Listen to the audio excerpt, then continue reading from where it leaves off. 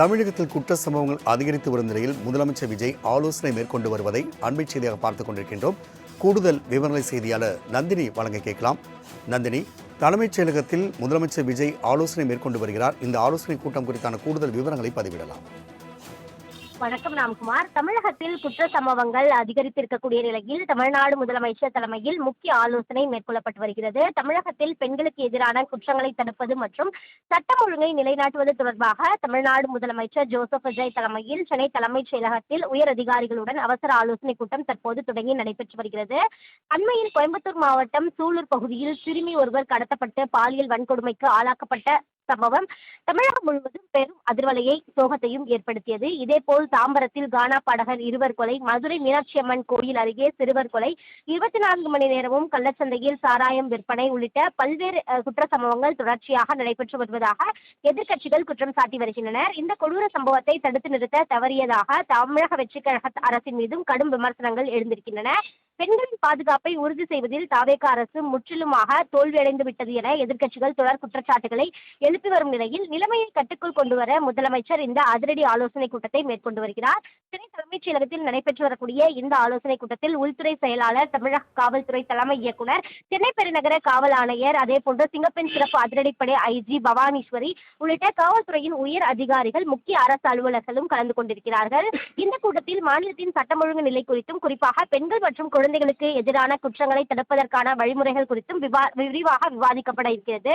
இந்த கூட்டத்தில் காவல்துறை அதிகாரிகளுக்கு முதலமைச்சர் குற்றவாளிகள் எந்த கட்சியை சேர்ந்தவராக இருந்தும் எவ்வித பாரபட்சமும் இன்றி சட்டத்தின் முன் நிறுத்தப்பட வேண்டும். மாநிலம் முழுவதும் குறிப்பாக பெண்கள் நடமாட்டம் அதிகமுள்ள பகுதிகள், பள்ளிகள் மற்றும் கல்லூரி அருகே காவல்துறை ரோந்து பணிகளை உடனடியாக தீவிரப்படுத்த வேண்டும். பெண்களுக்கு எதிரான பாலியல் குற்ற வழக்குகளை விரைந்து விசாரிக்க வேண்டும். அதேபோன்று பெண்கள் அளிக்கும் புகார்கள் மீது காவல் நிலையங்களில் உடனடியாக முதல் தகவல் அறிக்கை பதிவு செய்து எவ்வித தாமதமின்றி நடவடிக்கை எடுக்க வேண்டும் உள்ளிட்ட அறிவுரைகளை வழங்குவார் என்ற ஒரு தகவல் வெளியாகி இருக்கிறது.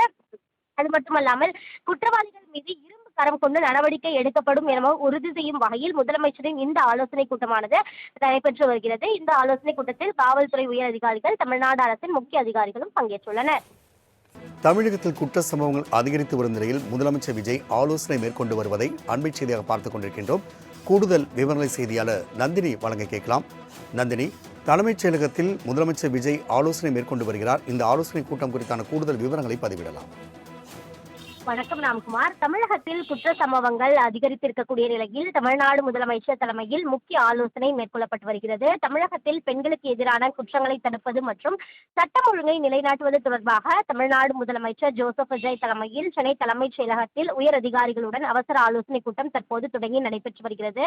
அண்மையில் கோயம்புத்தூர் மாவட்டம் சூலூர் பகுதியில் சிறுமி ஒருவர் கடத்தப்பட்டு பாலியல் வன்கொடுமைக்கு ஆளாக்கப்பட்ட சம்பவம் தமிழகம் முழுவதும் பெரும் அதிர்வலையை சோகத்தையும் ஏற்படுத்தியது. இதேபோல் தாம்பரத்தில் கானா பாடகர் இருவர் கொலை, மதுரை மீனாட்சி அம்மன் கோயில் அருகே சிறுவர் கொலை, 24 மணி நேரமும் கள்ளச்சந்தையில் சாராயம் விற்பனை உள்ளிட்ட பல்வேறு குற்ற சம்பவங்கள் தொடர்ச்சியாக நடைபெற்று வருவதாக எதிர்க்கட்சிகள் குற்றம் சாட்டி வருகின்றனர். இந்த கொடூர சம்பவத்தை தடுத்து நிறுத்த தவறியதாக தமிழக வெற்றி கழக அரசின் மீதும் கடும் விமர்சனங்கள் எழுந்திருக்கின்றன.